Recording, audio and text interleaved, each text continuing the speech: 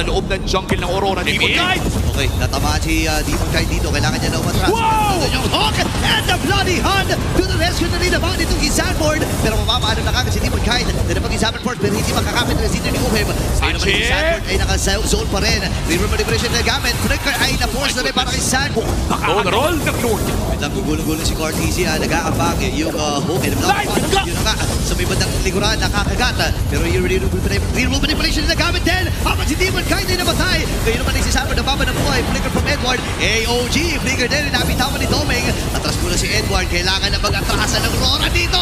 Kasi yung Stampede ay naroon na. Nakita na ni Demon Knight ito. Si Sanford ay tuloy-tuloy din. Gugulo-gulo si Carl. Sino kanya magiging target? Nandun yung Hook. Pero ayaw niyang kagatin. Sino ang kanyang kagatin? Si Chachi free-hit din sa may madalikod. Si Ohib ay babalik din sa Lord.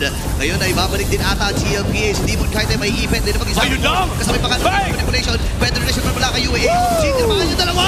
At kinamaan din si Demon Knight pala ang jungler dito ng Aurora. Ngayon naman si Sanford na baba ng buhay. Meron na siya importante dito. Habang si Light ay matutunaw din sa kamay ni Ohib. Papasukin na rin si Tommy Knight. Nakapag-winter count na rin. Pwede nang importante dito si Chachi at mabubuhay pa ang TLP. Oh my goodness! Kailangan na mag-atrasa ng Aurora. Dalawa na lang ang natitira sa kanila. At may wave pa sila sa gitna.